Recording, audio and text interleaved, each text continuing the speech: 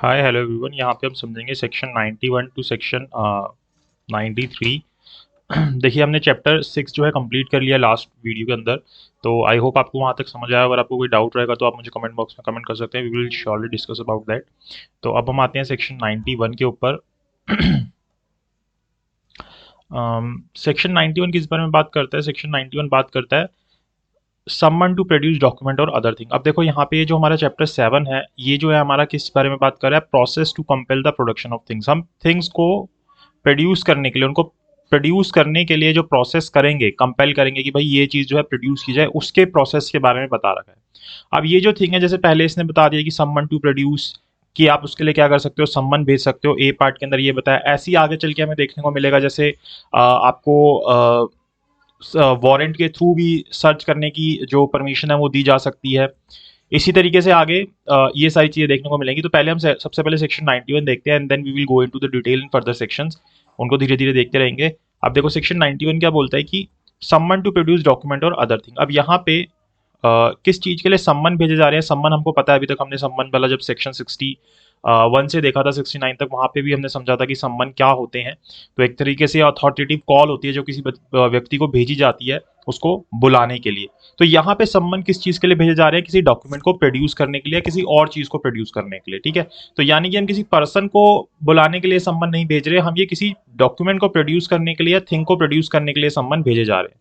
तो जब भी किसी कोर्ट को या फिर कोई भी officer incharge of police station को, ठीक है, तो ये याद रखना कि सेक्शन 91 के अंदर कोर्ट और officer incharge of police station included है, लेकिन सेक्शन 92 के अंदर ये इंक्लूडेड नहीं होगा। उसके अंदर पर्टिकुलरली कुछ पर्संस बताए गए हैं कि कौन किस किस के पास पावर होगी, अभी उसके ऊपर भी हम आएंगे। तो वेन एवर एनी कोर्ट, कोई भी कोर्ट या कोई भी officer incharge of police station को ये जरूरी लगता है, कंसीडर लगता है कि किसी डॉक्यूमेंट को प्रोड्यूस करना या किसी और चीज को प्रोड्यूस करना नेसेसरी है। क्या है? नेसेसरी है या डिजायरेबल है for the purpose of investigation, inquiry, trial और अदर प्रोसीडिंग्स। तो ये चारों वर्ड हमको याद रखना है किस किस चीज के लिए? इन्वेस्टिगेशन, इंक्वायरी, ट्रायल या अदर प्रोसीडिंग्स के लिए इस सीआरपीसी के हिसाब से। बाय और बिफोर सच कोर्ट और ऑफिसर सच कोर्ट में इशू सम्मन्स। तो वो क्या कर सकता है? वो कोर्ट जो है या जो ऑफिसर है, जो officer incharge of police station है, वो सम्मन इशू कर सकता है। और सच ऑफिसर रिटर्न ऑर्डर, या फिर देखो, जो कोर्ट है वो क्या करेगा? सम्मन इशू करेगा। कोर्ट क्या करेगा? सम्मन इशू करेगा। जो सच ऑफिसर है, यानी कि जो officer incharge of police station है, वो क्या करेगा? रिटर्न ऑर्डर देगा to the person in whose position और पावर सच डॉक्यूमेंट और thing is believe to be. जिस उसको लगता है कि हाँ, ये पर्टिकुलरली ए पर्सन के पोजीशन के अंदर ये जो डॉक्यूमेंट है वो है, या फिर उसको ऐसा लग रहा है कि उसी के पास है। तो ऐसी जब सिचुएशन होगी इसके अंदर, उसको वो रिटर्न ऑर्डर या फिर सम्मन भेजेगा requiring him to attend and produce it, की उसको बोलेगा कि आप अटेंड करो और उसको प्रोड्यूस करो और टू प्रोड्यूस इट। अब देखो, यहाँ पे देखो दो चीजें हैं। एंड प्रोड्यूस इट लिखा हुआ है, यानी कि उसको पर्सनली बोलेगा कि तू खुद अटेंड हुई और साथ में डॉक्यूमेंट्स या थिंग को भी प्रोड्यूस करियो, या फिर सिर्फ ये ऑर्डर दिए जा सकते हैं या ये सम्मन भेजे जा सकते हैं कि उस चीज को प्रोड्यूस कर दो। यानी कि अगर सिर्फ प्रोड्यूस करने के ऑर्डर या सम्मन दिए जा रहे थे, यानी कि उसके अंदर उसको पर्सनली अटेंड करने की जरूरत नहीं है, वो किसी और पर्सन के थ्रू भी उन डॉक्यूमेंट या थिंग को कोर्ट तक पहुंचा सकता है। At the time and place stated in the सम्मन और ऑर्डर, किस टाइम पे पहुंचाना है और किस प्लेस से बताना है वो सम्मन के अंदर लिखा हुआ होगा। उस टाइम पे या जो भी ऑर्डर के अंदर लिखा हुआ है, उस टाइम उस प्लेस पे वो उस थिंग्स या डॉक्यूमेंट को प्रोड्यूस कर देगा। और अगर उसको पर्सनली आने के लिए बोला तो उसको पर्सनली भी आना पड़ेगा। ठीक है, लेकिन ये जो पर्सन यहाँ पे बुलाया जाता है, उस पर्सन को हम जैसे एग्जामिनेशन नहीं करते उसका, जैसे एविडेंस के अंदर में दिया ना, चीफ करना, क्रॉस करना, फिर री एग्जामिन करना, वो चीजें यहाँ पे नहीं की जा सकती, क्योंकि इसको हम एज अ एविडेंस नहीं बुला रहे, इसको एज अ विटनेस नहीं बुला रहे, हम यहाँ पे सिर्फ उसको एक डॉक्यूमेंट प्रोड्यूस करने के लिए बुला रहे हैं। ठीक है, तो अगर किसी व्यक्ति को इस सेक्शन के अंदर merely to produce a document बुलाया गया या किसी चीज को दिखाने के लिए बुलाया गया है, shall be deem to have complied with the requisition if he causes such document और thing to be produce instead of attending personally to produce the same. तो अगर आप किसी पर्सन को कोई चीज प्रोड्यूस करने के लिए बोल रहे हो, तो जरूरी नहीं है कि वो वहां पे पर्सनली आए। अगर वो किसी और पर्सन के थ्रू या कैसे भी वो कोर्ट तक उस थिंग्स को या डॉक्यूमेंट को पहुंचा देता है, तो हम ये मान लेंगे कि वो जो डॉक्यूमेंट है वो उसने, मतलब कि जो उसको ऑर्डर हुए थे या जो सम्मन हुए थे, उसने उनको कंप्लाई कर लिया, उनको पूरा कर लिया है। इतनी सी चीज सबसेक्शन 2 बोलता है।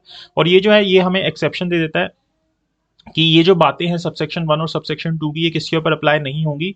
Section 123 and 124 of Indian evidence act पे एप्लीकेबल नहीं होंगी, जो कि हमें प्रिविलेज कम्युनिकेशन के बारे में बताता है। तो प्रिविलेज कम्युनिकेशन के लिए हम यहाँ पे नहीं बुला सकते, उनको प्रोड्यूस करने के लिए नहीं बोल सकते। या फिर जो बैंकर्स बुक्स एविडेंस एक्ट है उसके ऊपर भी एप्लीकेबल नहीं होंगी। और दूसरी चीज की, जो भी लेटर, पोस्ट कार्ड, टेलीग्राम या इस तरीके के कोई भी डॉक्यूमेंट है जो कि कहाँ पे है, किसकी कस्टडी के अंदर है, पोस्टल या टेलीग्राफ अथॉरिटी की कस्टडी के अंदर है, उसके लिए भी हम सेक्शन 91 के अंदर सम्मन या ऑर्डर नहीं भेज सकते। इसके लिए पोस्टल या टेलीग्राफ अथॉरिटी के लिए पर्टिकुलरली सेक्शन 92 को बना दिया गया। ठीक है, तो आई होप सेक्शन 91 आपको समझ आया होगा। देन हम सेक्शन 92 के ऊपर आते हैं, procedure as to letters and telegrams, कि अब क्या प्रोसीजर फॉलो होगा लेटर्स या टेलीग्राम्स के लिए। ठीक है, तो यहाँ पे ना हमें सब सेक्शन 1 के अंदर पर्टिकुलरली बताया गया सिर्फ ये पर्सन जो है वो ऑर्डर कर सकते हैं। तो अगर कोई डॉक्यूमेंट, पार्सल, थिंग या कोई भी ऐसी चीज जो कस्टडी में है किसके, पोस्टल या टेलीग्राफ अथॉरिटी के, तो अगर वो किसके ओपिनियन में, district magistrate, chief judicial magistrate, court of session या हाई कोर्ट, ये आपको याद रखने हैं चारों वर्ड, ये आपसे प्री के अंदर ऑप्शन देके पूछ सकता है कि इनमें से कौन कर सकता है या कौन नहीं कर सकता सेक्शन 92 के अंदर। तो कौन कौन, district magistrate, CJM, court of session या हाई कोर्ट, ये चार लोग जो हैं अगर उनको ओपिनियन में लगता है कि किसी इन्वेस्टिगेशन, इंक्वायरी या ट्रायल या अदर प्रोसीडिंग के अंदर जो कि सीआरपीसी के अंदर हो रही है, ये जो डॉक्यूमेंट, पार्सल या थिंग है जो कि इनकी कस्टडी के अंदर है, सच मजिस्ट्रेट और कोर्ट में require the postal or telegraph authority. तो ये जो मजिस्ट्रेट हैं जो भी हमने देखे, सीजीएम या डिस्ट्रिक्ट मजिस्ट्रेट या फिर जो सेशन कोर्ट है या हाई कोर्ट है, वो पोस्टल अथॉरिटी या टेलीग्राफ अथॉरिटी से बोल सकता है as the case may be to deliver the document, कि उन डॉक्यूमेंट को डिलीवर कर दे या पार्सल को या थिंग को to such person as magistrate और कोर्ट डायरेक्ट, कि जिस व्यक्ति को भी डिलीवर करने के लिए बोलता है उनको डिलीवर कर दे। जैसे कि नीचे किसी और पुलिस ऑफिसर ने मांगे, कमिश्नर ने मांगे या किसी ने भी मांगे इस तरीके से डॉक्यूमेंट, तो वो जो बाकी पुलिस ऑफिसर है, एसएचओ है, वो खुद इस तरीके के ऑर्डर्स करके वहां से नहीं मंगवा सकता चीजों को, तो उसको यहाँ से ऑर्डर लेने पड़ेंगे सीजीएम के, डीएम के या हाई कोर्ट के या सेशन कोर्ट के। तो जब ये ऑर्डर करेंगे कि हाँ इस पर्सन को ये चीज है वो डिलीवर कर दो, तभी वो चीज उनको डिलीवर की जाएगी सबसेक्शन 1 के हिसाब से। तो ये सिर्फ 4 लोगों को पावर दी गई है।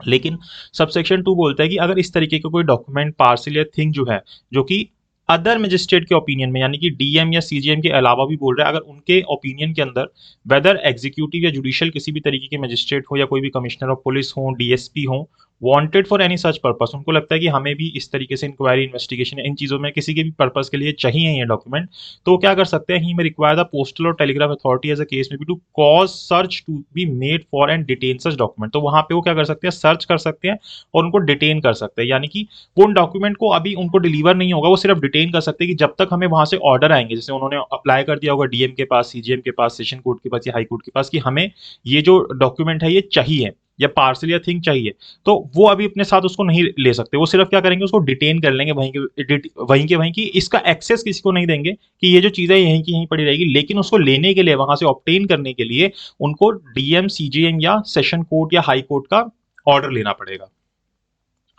ठीक है, तो ये चीज हमें यहाँ पे सबसेक्शन 2 के अंदर बोली गई है।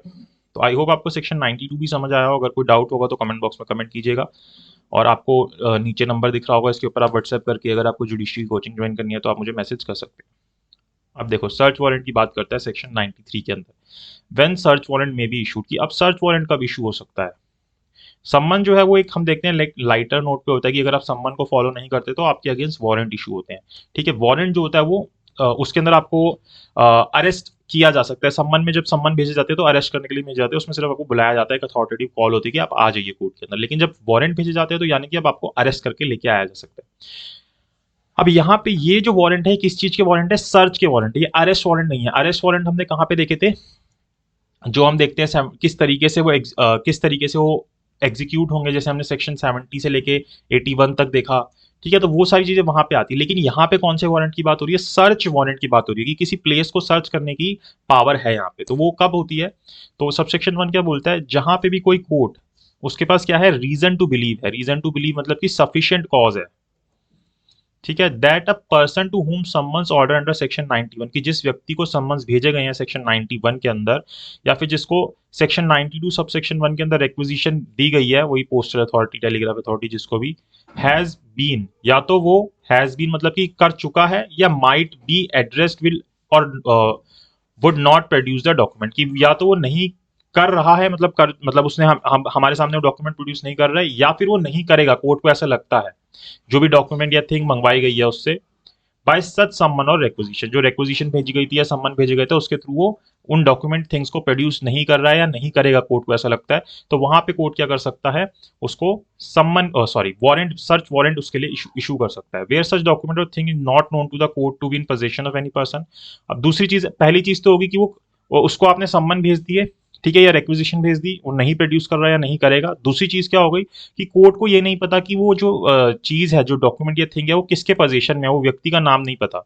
Where such document thing is not known to the court to be in position of any person, कि किसके पोजीशन में है, कहाँ पे, ये नहीं पता। दूसरी चीज ये हो गई। तीसरी चीज क्या बोलता है कि कोर्ट कोर्ट ये कंसीडर करता है, कोर्ट को ये सही लगता है कि for the purpose of inquiry, trial या other proceeding under this code will be serve by general search or inspection, it may issue search warrant and the person to whom such warrant is directed may search or inspect in accordance therewith and the provisions herein after contained। अब जिस भी जब court को ये consider करेगा, कि court को ठीक लगेगा कि इंक्वायरी, ट्रायल या अदर प्रोसीडिंग के लिए ये जो डॉक्यूमेंट या थिंग है जरूरी है, जिसको वो प्रोड्यूस नहीं करेगा या नहीं कर रहा है, या फिर कोर्ट को नहीं पता किसके पास है, तो ऐसे के अंदर कोर्ट क्या कर सकता है, सर्च वारंट इशू कर सकता है। किसी भी व्यक्ति को डायरेक्शन दे देगा कि जाके इन चीज़ों को, ये जो डॉक्यूमेंट या थिंग है, इनको जाके सर्च करो। और फिर उसके बाद जब वो सर्च करने की पावर दी जाएगी, तो जैसे सर्च करने की पावर होती है, जैसे किसी प्लेस के ऊपर एंटर करना भी सेक्शन 100 में भी आएगा, जैसे 47 की पावर है, ऐसे यहाँ पे कि उस प्लेस पे एंटर करना, वहाँ पे कोई भी डोर जो है वो ब्रेक ओपन करना, अंदर से बाहर निकलना, तो वो सारी पावर्स यहाँ पे उसके पास आ जाती हैं। लेकिन यहाँ पे जो कोर्ट है वो क्या करेगा, if it think it specify the warrant the particular place, अगर उसको ठीक लगेगा ना, तो वारंट के अंदर पर्टिकुलर प्लेस लिख देगा कि किस जगह पे जाके आपने सर्च करना है। जैसे ए प्लेस पे ऐसे बता देगा कि आपने सिर्फ ए प्लेस को सर्च करना है, ऐसे थोड़ा ना किसी के भी घर में या किसी की भी प्रॉपर्टी में घुस के आप सर्च करने लग जाओगे। तो पर्टिकुलरली बताया जाएगा कि कहाँ पे आपको एंटर करना है, or part thereof to which only the search or inspection shall extend and the person charge with the execution of search warrant shall then search or inspect only the place or part so specified. तो अगर ऐसे बता दिया कि a place पे भी सिर्फ इतनी सी जगह पे आपने सर्च करना है, तो सिर्फ इतनी सी जगह पे उस व्यक्ति जो आया है सर्च करने के लिए, वो वहां पे घुस के सर्च कर सकता है, उससे ज्यादा उसके पास एक्सेस नहीं रहेगी। Nothing contained in this section shall authorize any magistrate other than district magistrate or CJM to grant warrant for search of document, parcel or other thing in custody of the postal or telegraph authority। Particularly जो चीजें हमें section 92 के अंदर बोली गई थी, उसके लिए बोल रहा है कि जब यहाँ पे जो पोस्टल अथॉरिटी या टेलीग्राफ अथॉरिटी के पास कोई डॉक्यूमेंट या थिंग है, वहां पे सर्च वारंट इशू करने के लिए किसके पास पावर है, डीएम के पास या सीजीएम के पास। सिर्फ दो लोगों के पास पावर है सर्च वारंट इशू करने की सेक्शन 92 वाली जगह पे, डीएम और सीजीएम के पास। इसके अलावा कोई और मजिस्ट्रेट यहाँ पे ये ऑर्डर नहीं दे सकता। तो ये आपका प्री का क्वेश्चन बन जाएगा यहाँ पे, ठीक है। 4 ऑप्शन दे देगा, उसमें एक कोई मिसिंग कर देगा, या बोलेगा कि कौन कर सकता है, high court, session court, CGM या ऑल ऑफ द अबव। तो आपका ऑप्शन सीजीएम ठीक रहेगा वहाँ पे। तो सेक्शन 93 में हमें ये बातें बोली गई। तो यहाँ पे हम सेक्शन 93 तक करते हैं, देन 94 से आगे जो है नेक्स्ट क्लास के अंदर कर लेंगे। आई होप आपको सेक्शन 91 से लेकर 93 तक समझ आया हो। अगर आपको कोई डाउट रहेगा तो आप कमेंट बॉक्स में कमेंट कर सकते हैं, वहाँ पे हम डिस्कस करेंगे। और अगर आप जुडिशरी की कोचिंग ज्वाइन करना चाहते हैं तो आप मुझे व्हाट्सएप कर सकते हैं, जो आपको नंबर दिख रहा है उसके ऊपर। Thank you so much for watching this video, please do like it.